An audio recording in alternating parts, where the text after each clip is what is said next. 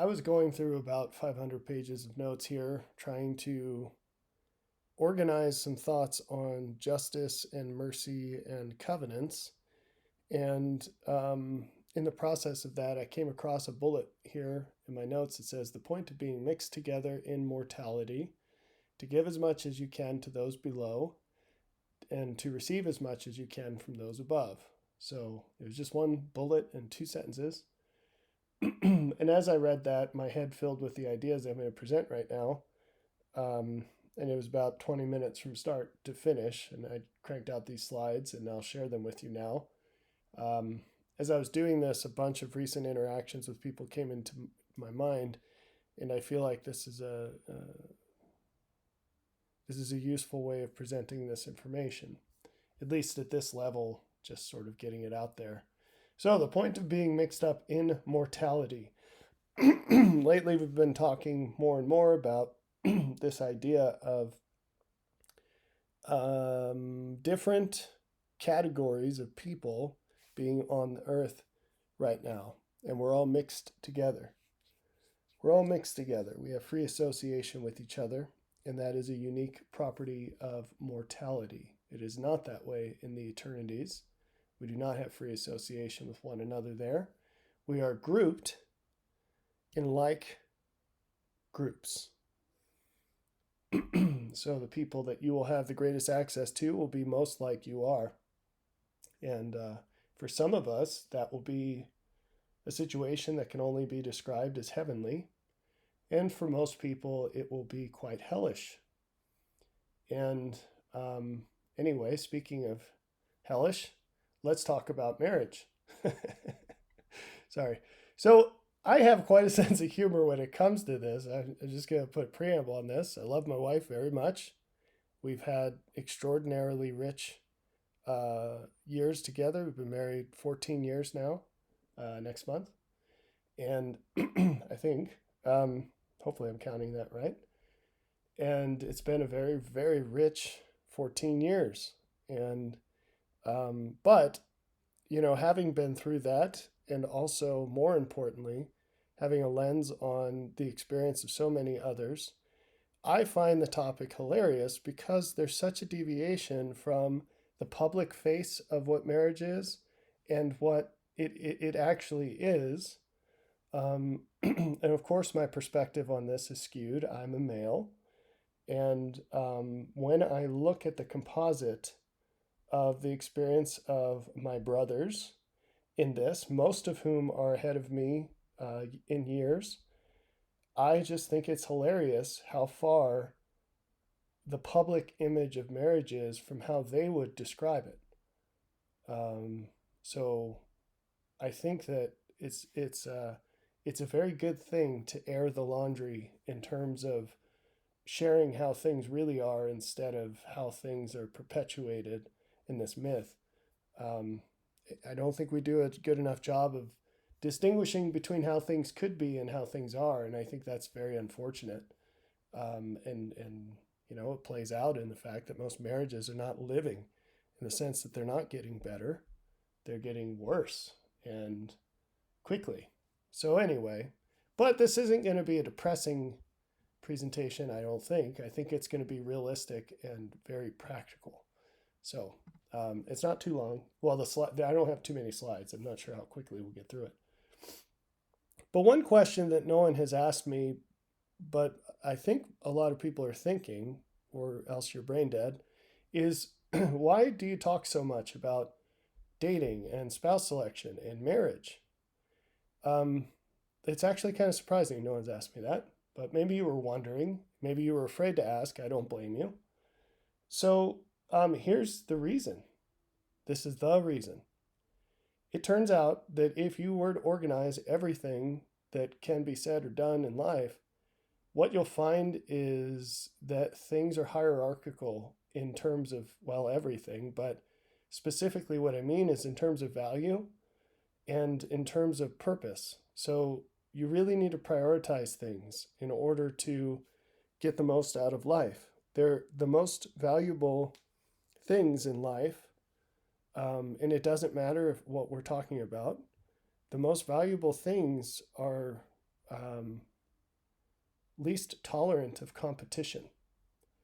It really takes everything. And so God takes everything. And he's hopefully sits at the top of the priority hierarchy here in our lives. And it turns out that his creation is designed to draw us towards him and to draw us into a more full understanding of this hierarchy.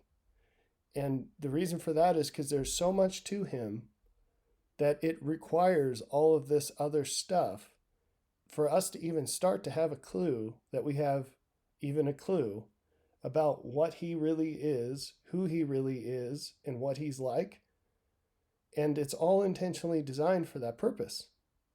But as you draw nearer to him, what you're going to find is that as the value of things increases, as the meaning of things increases, as the joy of things increase, you're going to find that the material in that structuring of reality, the things you're stacking in your priority pyramid, they're going to tend towards things that are human, whether that's actual people or aspects of humanity or facets of human life. It turns out that we're created in God's image. And as you draw nearer to him, you will find that the richness of value in life is tremendously high in the human aspects compared to otherwise. And it's an ascent. It's a curve. So the more human what you're focusing on, the greater the value, the potential value in that will become. The greater the joy in that will become. I should say potential joy. The greater the richness of information will become. Everything gets better as you draw nearer to God, and as you draw nearer to God, everything gets more human. It turns out. We are the only creation that is near to him in our potential. And that is extraordinarily important. And likewise, you will find that marriage, out of all potential human relationships, there's also a hierarchy, from stranger on the bus to your spouse, there's a hierarchy of human relationships. Or you should think of it maybe as potential human relationships, because they're templates, they're patterns, they're opportunities. Different marriages are very different, very, very different. But in terms of the ideal, you'll find that the ideal marriage is incomparably better than any other ideal human relationship. So, obviously glossing over the particulars of the metric of comparison there, but you'll find more joy, more meaning, more value. Everything that's good is concentrated in that ideal. Okay, so why does marriage matter so much? There are basically two reasons. One is, I'm doing this out of order, but one of these is that the greatest blessings available in mortality are uniquely housed in the relationship of marriage. There is nothing better than that. In the ideal, nothing else can compare. Okay, but that being said, we're just going to start right off the bat kicking these cows. That being said, this is not to say that that's the case for the average marriage, or that even that it's common in any way that that's the case. Furthermore, that's not to say by any means that that is something that you can get to in your marriage if you're already down that road. Meaning, if you're already married, there may not be a road from where you are to what I'm talking about. So I'm not going to sit here and lie to you and say any marriage is capable of being ideal. That's absolutely not true. It takes massive, massive input from both spouses to achieve that.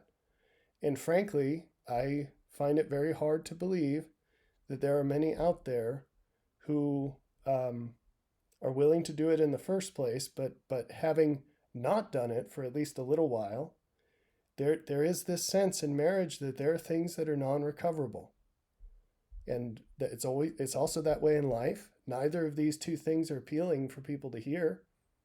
We like to pretend, especially in the Christian community, that God can blank slate people and you can just be right back to the beginning of where you were.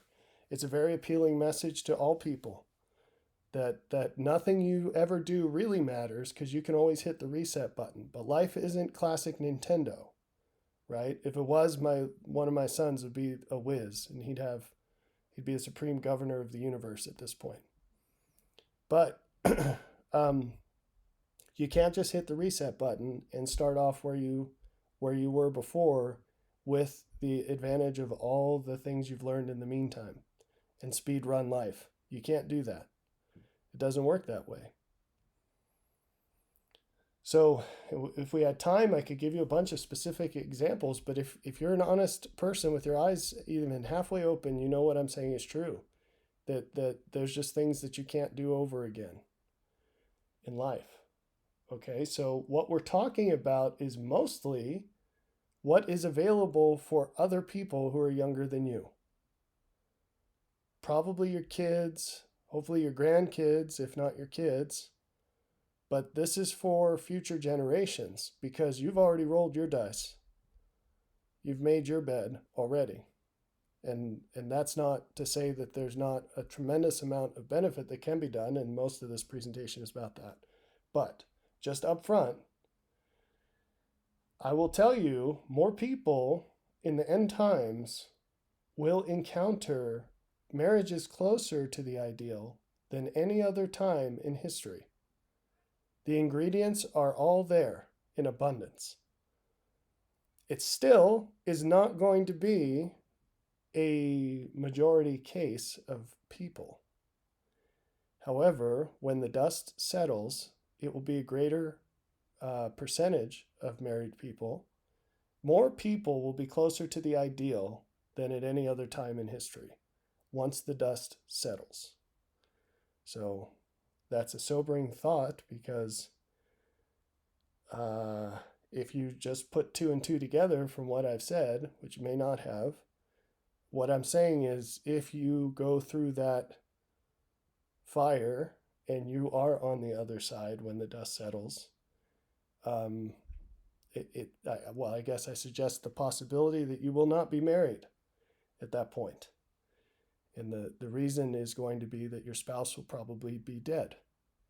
Just to be very frank about it. The odds of both of you rising to the level required to survive what's coming and make it to the other side are very low. So it's not doom and gloom. It's just being realistic about the bar because the bar is coming whether you like it or not. And those who make it to the other side will do so because they've risen to that level. God is just, and his justice is coming. It will be fulfilled.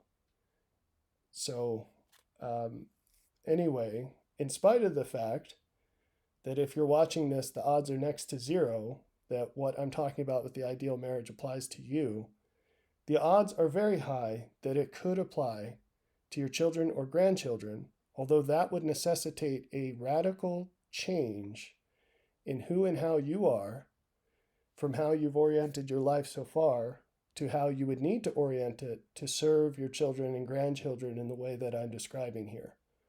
So I hope that makes it all very clear as we move forward. But I'm not holding back any punches. What I'm laying out are ideas that are essential to believe and live in the time to come, but you can't wait until then to do it or you won't make it to that point. And so if you are listening to the things that I'm saying, if you're aware of them, you have the opportunity to share these things with younger people who have the opportunity to live the fulfillment of the ideal that they describe, even if you do not have a path to that ideal yourself remaining in your life. So that's one reason, and that only applies to specific people, obviously. But this reason, actually, I started on this. Ideal marriage, it provides a template for almost everything that matters in the gospel. And so, no matter what your situation is, if you're married, single, divorced, it doesn't matter. The ideas within ideal marriage are essential for you to understand in order to obtain the greatest possible happiness in life and thereafter. For example, you have to understand the ideal husband and father if you are going to understand in any meaningful way our Father in heaven and his relationship to us in his covenant. It's not optional. You have to understand that ideal because that is what he is and has and gives. You have to understand the ideal wife and mother to understand our relationship to God in his covenant. It's not optional. If you don't understand those things, you can't live that life, and that is the role to which we are called with God. You have to understand both of these in order to understand our relationship with other people in God's covenant. And if you don't, then you can't live that life. And so these things are super important. And besides all this, the fact is that even in far less than ideal marriages, we are drowning on opportunities to live the purposes of the gospel. And I'm going to get to that, is that we lay out this case for the ideal marriage. It doesn't mean that there's not value in everything less than that. In fact, everything less than that points to that and might be the fastest, most direct path to it, in fact, to getting the greatest out of it that can be gotten. That'll make more sense in a minute, hopefully. So then, what is the point of getting married? So most folks that I run with would probably say to build an eternal family. That's an answer I've heard a lot. It's a very Mormon answer. But also in churches, you say, like, what's the point of getting married? Is to build a family, right? And hopefully it's a family that's going to endure beyond this life. Because what would heaven be without a wife and kids, right? That's what people say. I'm not saying I agree with that, but that's what I've heard other people say.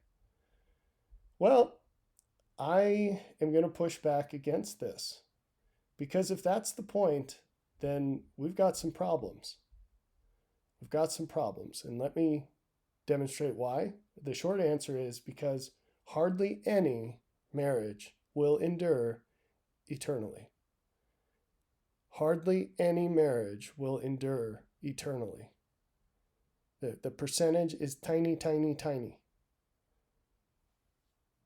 And why is that?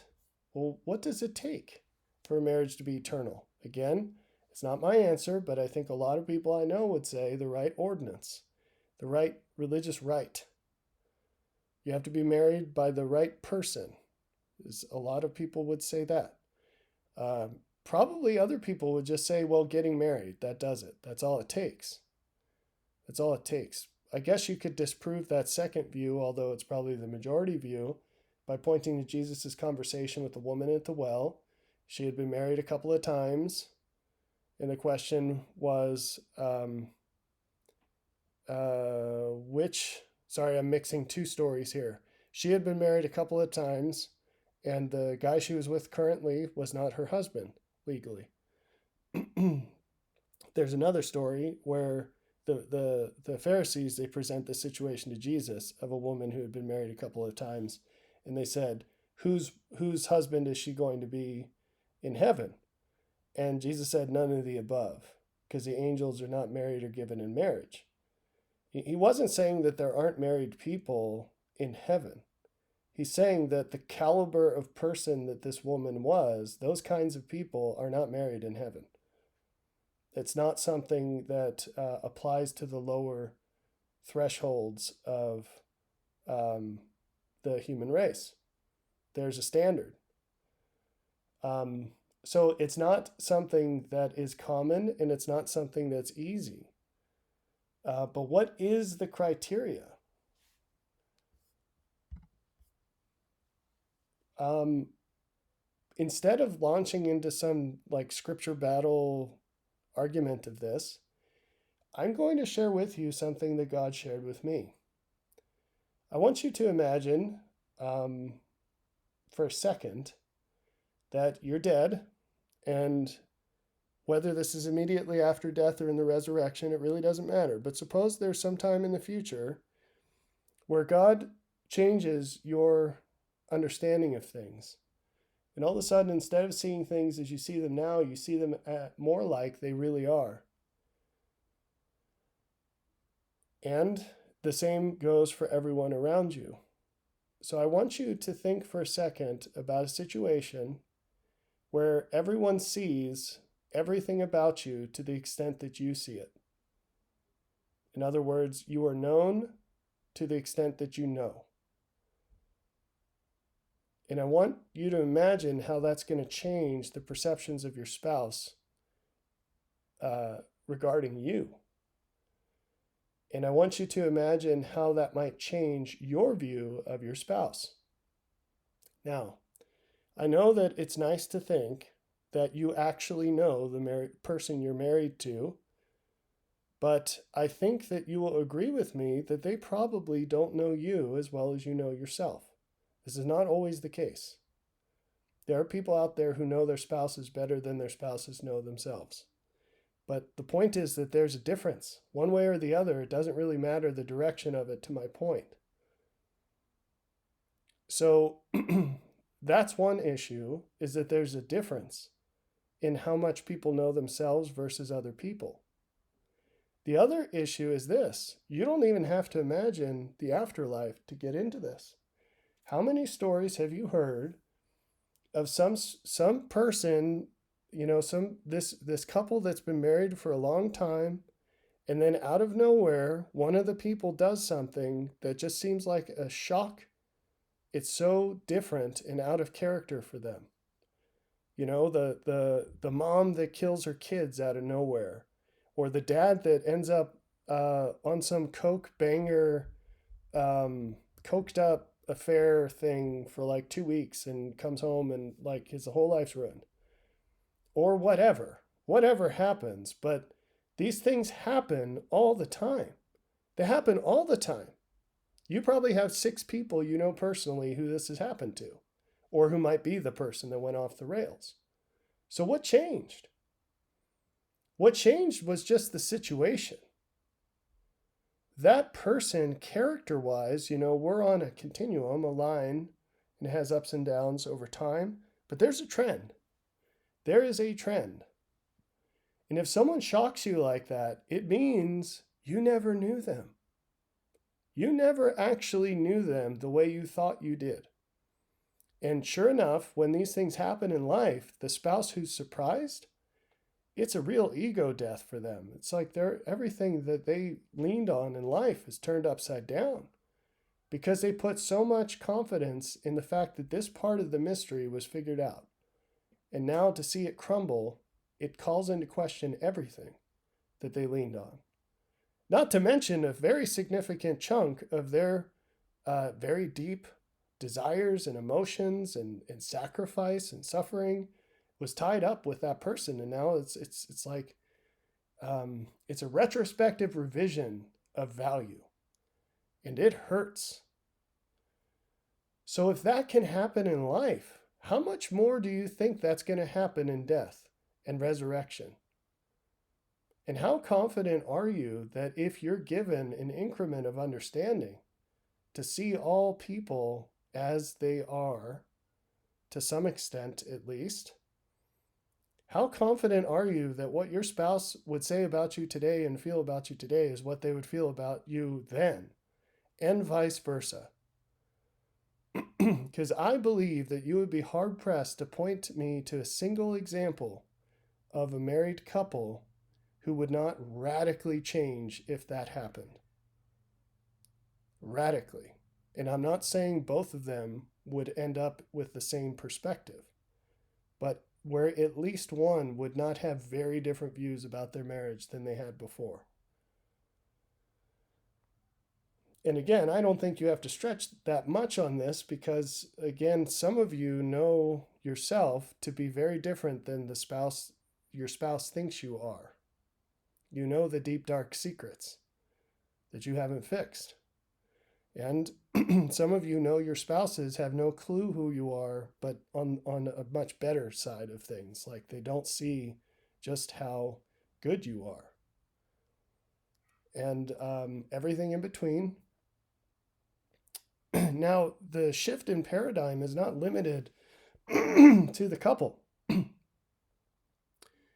So, again, we don't just have to rely on the afterlife for this in this hypothetical situation. It's not hypothetical, but you don't have to believe me that it's not. Because in life, how often do we see, it's mostly women, but we see people approaching middle age and they've been married for a while, they have kids, and all of a sudden they get hit with what people call the fear of missing out. And they're starting to see themselves age, and in their minds, explicitly or not, comes the thought, if I don't get out there now and party, I'll never know what I missed because the window is closing. My currency on the marketplace is evaporating. It's now or never. And they go out and they party it up. They separate from their spouses, or maybe they don't say anything and they just do this privately. Or they just straight up get divorced.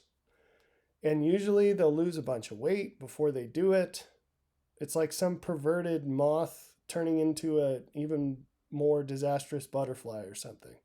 Or you know what I mean? Like little caterpillar turning into some kind of a moth. And they cocoon it up and then they go out and they party.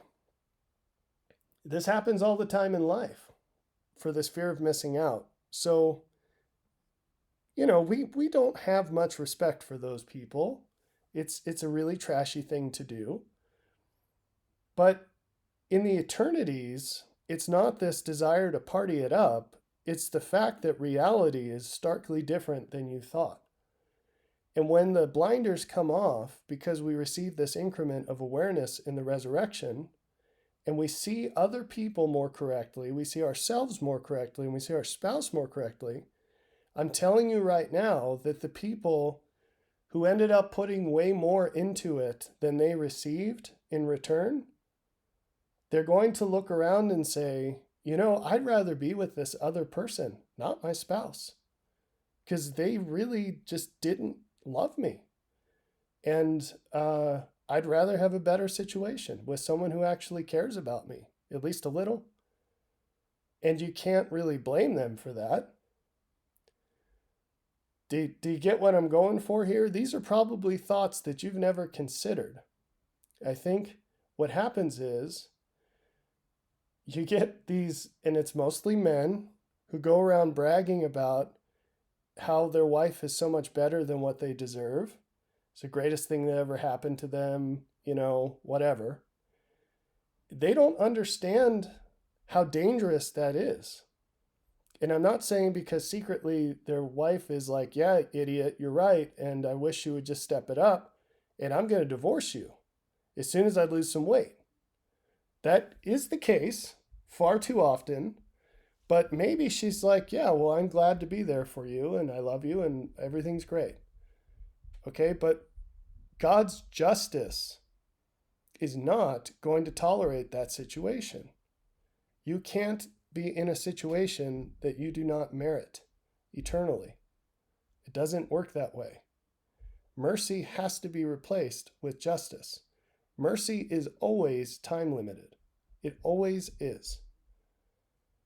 And so you better improve yourself while you have time so you can get to the point where you can stop saying, oh, I don't deserve my wife. She's so much better than me. Get off your butt and become the kind of man that she deserves, or else you're going to lose her in the eternities. I promise you. Okay, and it's not always that direction. Sometimes it's the other way around, but that's mostly a male thing. I don't think I've ever heard a woman say, I don't deserve my husband. He's so much better than me. And it's not because it's true less often. It's just female nature is less likely to acknowledge that as getting something beyond what she deserves. All women tend to not just feel entitled to more than they deserve, but they actively seek it. That's their nature, and great. Good for them. So, it would be better if they were more overt about that and didn't try to play both sides of that card at once by then getting all upset when people say overtly women ought to seek the best man that will have them. That's what they do anyway, but for some reason, if you tell the truth about that, you get castigated. Okay, so anyway, you might think you're happy now in your marriage, but one question is whether your spouse is, and if they aren't, that's not an eternal marriage. It's not going to hold up there.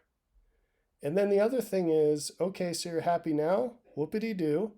How happy are you going to be when you know way more than you do? Because one thing you can't do in the eternities is lie. And it's funny to talk about lying because that's the one sin that no one's proud of. Everything else, you could get someone who confesses to murder, rape, whatever. It's very hard to find someone who says, yeah, I did lie and I shouldn't have, or whatever. They will fight it tooth and nail. No one likes being a liar. Everyone likes lying, but no one likes being called a liar. It turns out that these people who are like, oh, my husband or my wife, everything's so great and whatever, they tend to be the folks who know their spouse the least. So guys who say that tend to be guys who work like 120 hours a week. They're never home. They've never been home for 20 years. And they're just like, oh, I love my wife so much. You don't even know your wife, bro. And she doesn't know you. You have no idea who this woman is. You may have never known who she was. And the women who say this, it's kind of the opposite direction. It's the same situation, but the guy's never there. Who are you even talking about? A hypothetical guy. Because obviously you're never around the guy. You see him at church on Sundays. That's the only time he's ever around. He's off doing his own thing 24/7. So great that he pays the bills, but to say something about him at a personal level, you'd actually have to know him and spend time with him. And also outside of the confines of very limited life. Like if your life together is extremely narrow, where you both have jobs and you're home frantically helping the kids with homework for 2 hours a night and scarfing something down, and then your weekends are just as full as your weekdays, you don't even know each other. So how can you say you like each other? How much time do you actually spend together doing things that aren't entertainment? Growing together, learning, building, working. All right. So if you want to claim that you have an eternal marriage, I'd like to see you make a case that what you have is what is best for each spouse. And that's something that I think is very hard to do. Now, when I say what is best, I'm not just talking about the ultra rare universal optimum of saying like across the entire human race, limited only by who is alive right now and some kind of very wide geographic bounds because of the convenience of the internet and cheap travel, that these two people are best for each other. We don't even have to limit it to all that. If you set that aside, although I do think that that is what it approaches, that is the standard it approaches in heaven. But set all that aside and just make a case that you've got a husband who has become and continues to be everything he could possibly be, and he does everything he does for the benefit of his wife. Truly. Do you know any men like that? So you might know one or two if you're a really lucky person.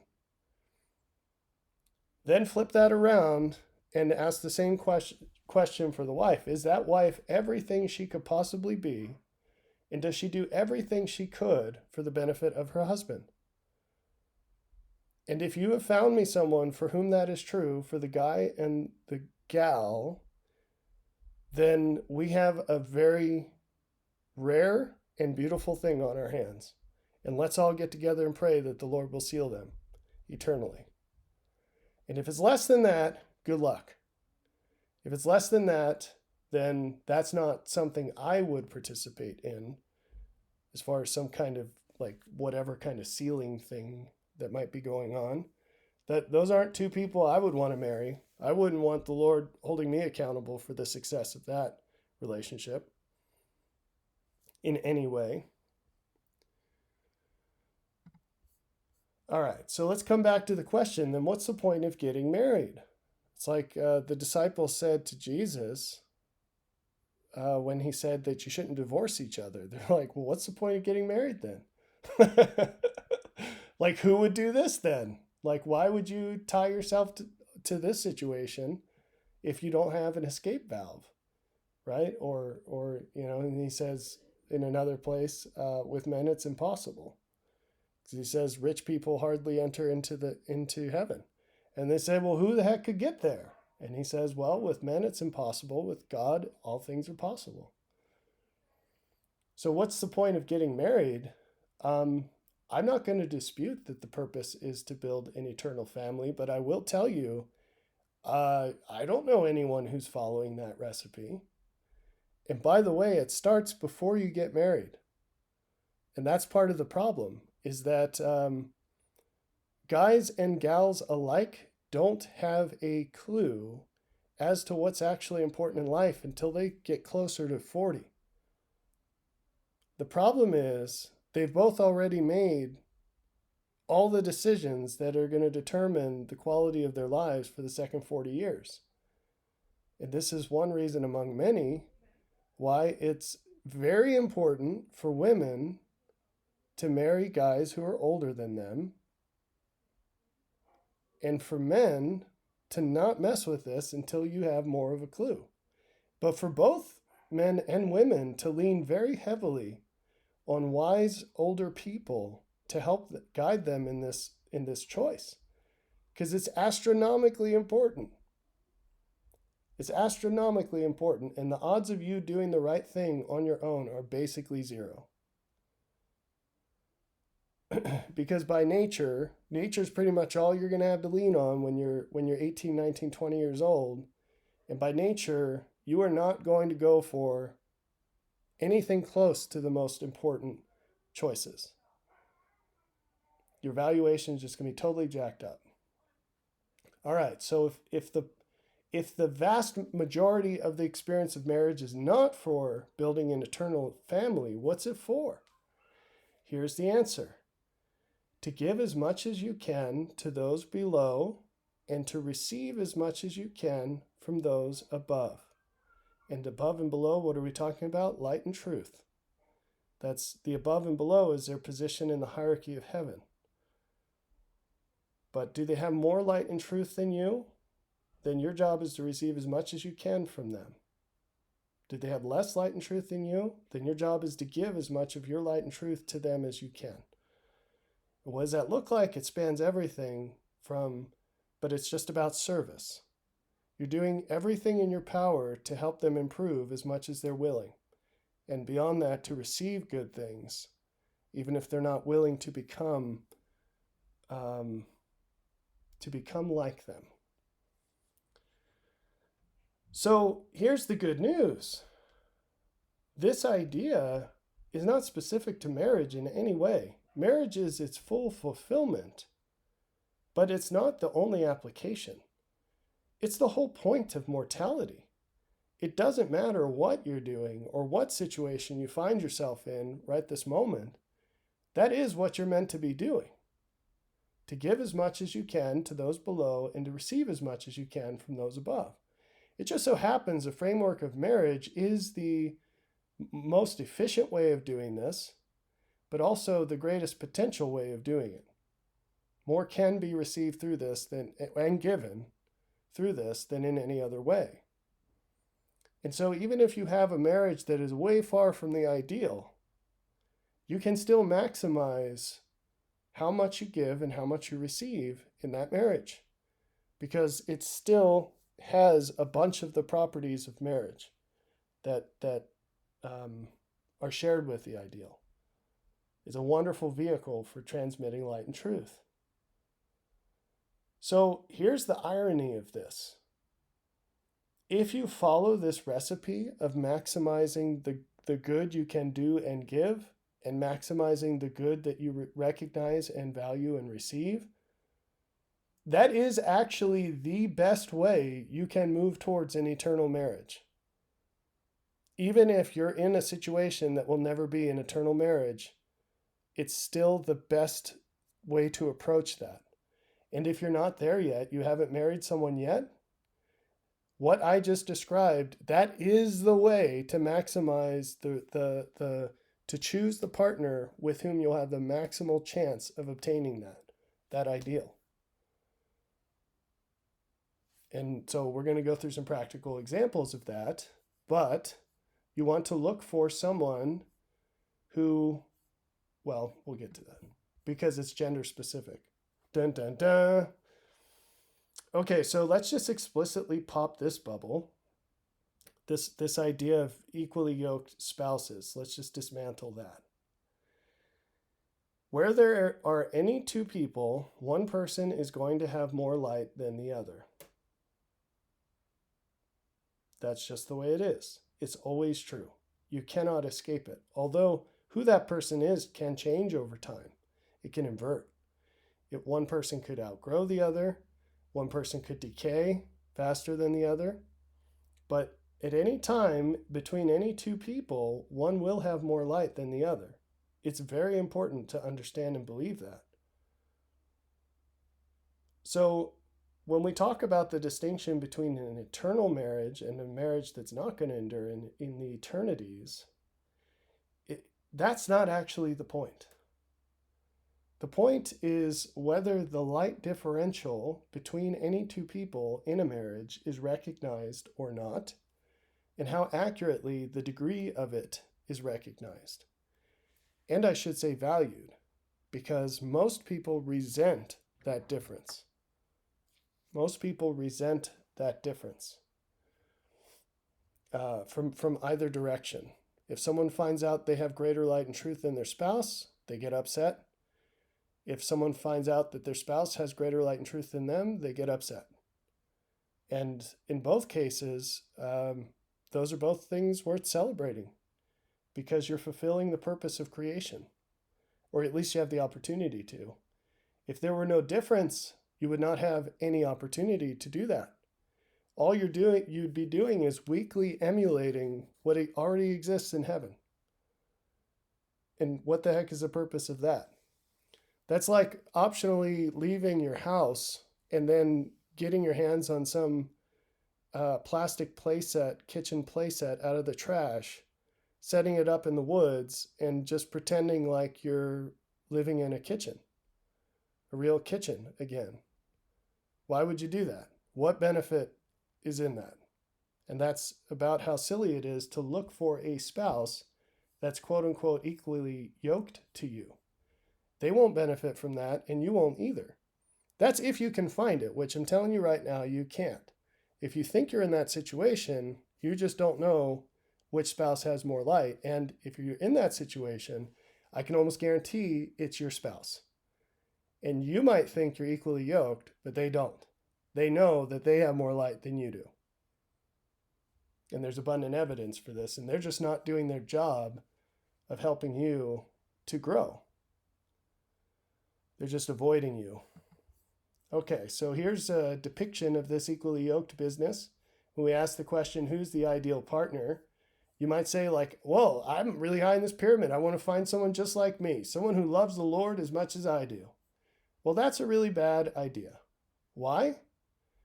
First off, it's not how male and female nature works. And in general, it's a bad idea to try to fight nature. Well, I say that. Obviously, natural man's an enemy of God, yada, yada, yada. But what I'm saying is, it's a bad idea to go into a battle without recognizing there's a battle. So when you, like, if you want to walk through the ghetto late at night and just whistle and pretend that you're in, I don't know, some safe place, you can. It's not going to go well for you, right? So you better know what you're up against and not be traveling alone and hopefully have a gun. So, because you know what happens there.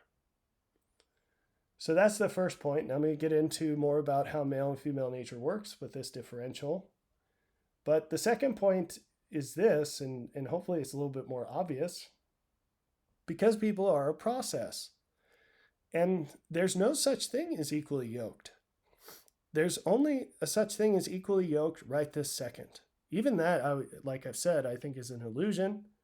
You look at enough circumstances, you're going to find you're not equally yoked. But anytime you have sufficient capability of indulging in this idea, what you'll find is it's one of these two situations. So one of these lines is you, the other is your equally yoked partner, quote unquote partner. I hate that phrase, that word. Because again, it just presupposes this interchangeability, and it's never true. It's never true. So let's say that you're the arrow that's going up, and your spouse or girlfriend or boyfriend is the arrow that's going the same way. They are not changing. They're the same person they were a while back, and they will continue to be the same person. You are growing. Even though you're equally yoked right now, if you step forward a week or a month or a year or 10 years, you are going to be in a completely different universe than them, because you're continuing to grow at the same rate that you were before. Now, in both these examples, the lines are straight, and in life, the lines are not straight. You can increase or decrease your slope over time. You can grow faster or slower, or decay faster or slower. So that's the first example. The second example is one person is actually decaying and one person is growing. And then that one's even worse, because the distance over time increases much faster than this one. So even if you can make a case that you're equally yoked now, I would say it's highly likely you're going to be miserable forever. Because if you don't understand the situation, and you just believe this business of I'm looking for someone that matches how I am right now, well, that's not a good strategy. What is a good strategy, and I didn't draw this, is, I'm just going to try to do this on the fly, is that over time, what you want is, it's the sun and planets model. So we think of the sun as stationary, but it's not. And it's barreling through space, and the planets orbit it. And the sun's doing its thing, and the planets are doing its thing, but the planet's thing is defined completely by the thing of the sun. So in a way, what you could say is that the planets are being led along by the light and the direction and the speed of the sun. And they're being fed by that. And that's the ideal. And so if this line here is the trajectory of a man, the ideal is that the woman is following in that path. Oh gosh, how do you even draw this? Let's see, on a staggered thing through time. So maybe like this. This is not great. Okay? There's a stagger through time, and he is leading the family, and she's adjusting to that pace, and she's taking what he has to give, and then she's doing her thing with that and making it much more than it would otherwise be. So that's the ideal. But it's not this, and it's not that. So here's a more basic depiction of this. So if you're a woman, the ideal partner is the man with the most light and truth that you can find who will receive you. Okay? And you're choosing someone based on what he has to give you. And you're maximizing that. And that's why it says the man. There is one man for you. And that is the best man who will receive you. And the language will receive you is very important. It's very important. Some people describe marriage and they say this awful phrase, I hate it, take a wife. I hate that phrase. I hate it beyond description. A man does not take a wife. He receives her. He accepts her. Now, she receives him, really, but she is interested. She says, you are up to my standards. And then he decides whether she's up to his. And I'm not saying directionally or time-wise it needs to happen in that order or whatever, but my point is that she's coming into his game. It's not the other way around. She's coming into his kingdom. That's the way it works. What makes a king? A kingdom. What makes a queen? A king. It's very important to understand that. In an ideal situation, a woman is choosing a man based on who he already is. She's not trading this birthright for a mess of porridge, which is her right and her ability to stand at the finish line and wait for the winner, the best winner who's interested in her. If she trades that for a roll of the dice with terrible odds to say, well, I'm just going to pick somebody my same age who seems like whatever, he's good enough for now, that's a very stupid trade. Because now you're running the risk. You have no idea who this guy is going to become. Right? I'm not saying an 18-year-old woman should be looking for a 50-year-old man. I'm saying give it a couple years at least. Because you need to see how he's choosing to live his life on his own before you can calculate if he's the best guy that you can find. And you don't want to leave that to risk. It's like an elevator has a safety mechanism where if the cable breaks, it'll catch wherever it is and it won't fall further than it is. It can't keep going up, but it's not going to go down when the cable breaks. That's how it's meant to be with women choosing husbands. You're supposed to be able to rely on the man that he has already become. Hopefully he's going to continue to grow. And the best evidence for that is his past trajectory, right? If he's already on a path of growth, it's rational to assume he will continue on a path of growth. Although that's not always the case. It's a fair assumption. But if he's a total loser now, why are you going to believe that he's not going to be a total loser in the future? Do you think you're going to change him? Does that ever work? All right, so what about the ideal partner for a man? So the woman is trying to get the guy who's the highest on the triangle who will receive her, for whom she is good enough. Okay? For a man, it has nothing to do with where she is on this triangle. This is very important to understand. Because first off, she's not going to be up here. Because part of a woman's growth trajectory is having a husband and kids. You see? You can't wait at the finish line. It's inherently extraordinarily risky for men to choose women. You can't avoid it. It's part of the game.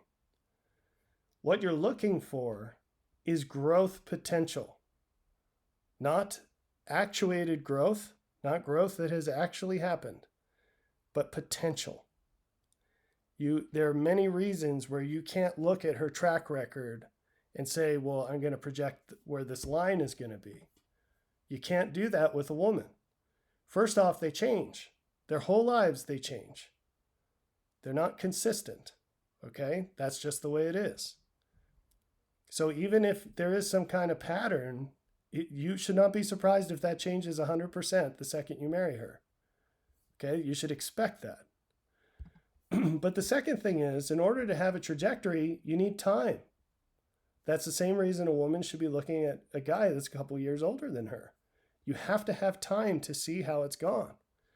With a woman, if you wait, what she can receive from you declines big time, quickly. And so you cannot wait to see how things are going. You can't wait at the finish line and pick a winner, because that can't co-occur with her receiving from you. She will already have received from other people, whether we're talking about relationships explicitly or not, just in life. She will develop and become who she's going to become independent of you. That's the role of a man, not a woman. He's going to become who he's going to become, and then she gets to pick the one she likes. A guy's looking for a woman for whom this arrow is the longest. It doesn't matter if it's here or anywhere else. It doesn't matter. He's looking for the longest arrow, because that is her delta of who she started as and who she can become with him. He's looking for a woman who can maximize the value of what he gives her, because that's all he has to give, by what she adds to it. Right? So if she's got a really short arrow, that is a waste of a man's life. If there is no arrow, that's the normal situation. That's even worse. That's the worst it could be. Right? You pick someone up here who's got a career and, a house and lots of student loans and, I don't need a man until I'm 30 or 35 or whatever. Well, guess what? That's where she's going to end, right there. She starts there, she's going to end there. She will not benefit in any way from anything that you have to give. She'll take what you have to give, but she won't appreciate it, and she won't grow from it. It will not give her joy or value, right? You have to find a younger person who's still got their life ahead of them and can receive what you have to give. All right. Dwelt on that long enough. These aren't necessarily new ideas, but this is putting it in a different way. And that's why, coming back to this whole thing about if you've already shot your shot, none of this applies to you directly in the sense of marriage, at least in the sense of who you're going to choose. You've already chosen. It's too late. But you can teach your kids these things, and you can help them, because if a woman is 18 or 19 years old, she can still get this guy. And if a guy is 26 and still single, he can still look for this woman. Outside of those age ranges, it gets a lot harder. It gets a lot harder. Because if you're a man and you're 35 and your knees are starting to go, these ladies are going to think you're a creep. Oh, you're a creeper, right? Or you're a perv, or whatever names they call you. But if you're 26, 24, 25, as a guy and you're single, you are still fully in the band of being able to find one of these women. And if you're 18, 19, 20 years old and a woman, and you haven't slept with the whole football team, you're still in the band of being able to find this man. So as parents, as grandparents, it's your job to help orchestrate these young people into these ideal settings, or at least something that approaches it. But even if you've already shot your shot, this is still your purpose as a man and a woman. And so if you're down the road a bit, it takes an enormous adjustment to learn as a woman to adopt the purpose of your husband and to actually value what he brings to the table, because the tendency is to take that for granted and just assume you're entitled to the universe.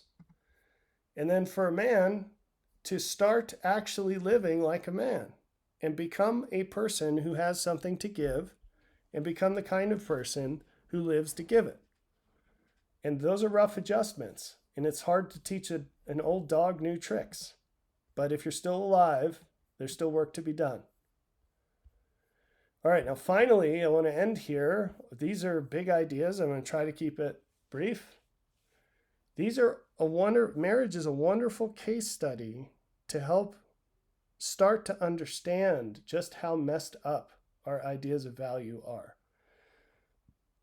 What do I mean by that? Specifically, what I mean is that it's a great case of all of these fallacies that exist when we talk about what something is worth. Because first off, how we understand that thing to be is really far from reality. And we've touched on a bunch of those things with marriage today. So let's dive into some specifics. Things that are regarded as highly valuable but that aren't. So what you will find is that typically religious people, especially religious people, they hold marriage on this high pedestal, but they don't make a distinction between normal marriage, which is basically worthless, and actual ideal marriage, which is worth the world. There's a huge gap between those two things. It's enormous, but they promote what doesn't have value to what does. And they pretend that they're the same. They're not the same. They're not the same. So second, there are things that we pretend are present that actually aren't. So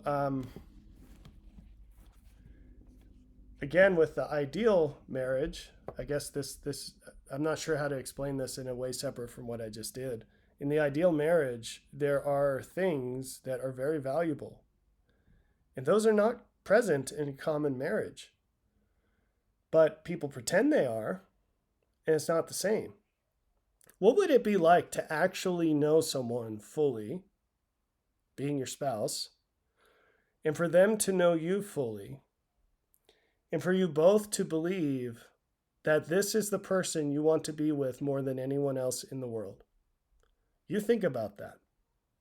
There's a quote I have a list of quotes from other people. I don't know if I can find it on the fly, and I'm going to butcher it if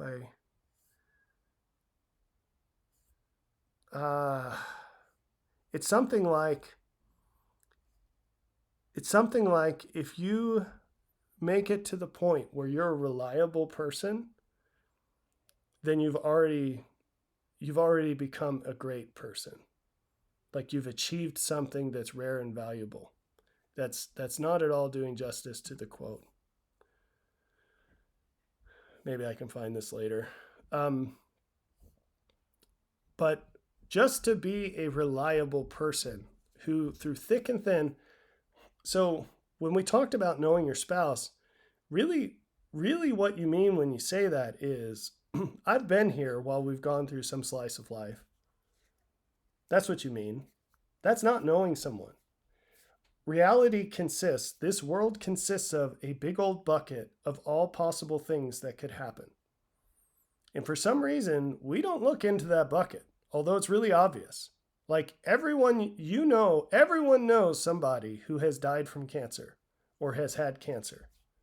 Everyone knows someone who has had cancer. So do we respond to that by saying, therefore I should live my life in a way that if I got cancer, I'd be prepared for that? No, we don't. We just say, well, that's a shame. Glad it's never going to happen to me. Everyone knows someone who's lost their job. But does that mean you set aside some money and you live in a way so that if you lost your job, it'd be a little less hard? No. You say like, well, that really stinks, but I'm glad that'll never happen to me. You might know someone who's lost a child. Do you say like, therefore I need to live my life so that ever happened to me, I'd be prepared for it as much as one can be? No, you say, thank goodness that's never going to happen to me. Do you see my point with this? So you don't actually know your spouse until you've been with them through either the actual procession of everything that could happen in life, or you've applied that to them and you're really confident you can predict what they would do in that situation. And you've thought about it. And you've thought about it. So, like, what would life be like if your husband's secretary at work was some gorgeous woman and she started coming on hard to your husband? And what do you think he would do in that situation? What would it be like if, well, I just mentioned the death of a child. What if your family lost one of your children? And so many divorces happen through trauma like that. What would happen if all of a sudden, your wife started getting hit on by somebody and you were away for work and, she decided one night she was going to go out to a bar and have some fun because she's just bored out of her mind and doesn't she deserve it or whatever, right? If you walk through all these situations, and even when you have, you still get surprised. That happens. Anyway, let's finish this off. So negative things that are regarded as positive. This is another tendency we have in evaluating the value of things.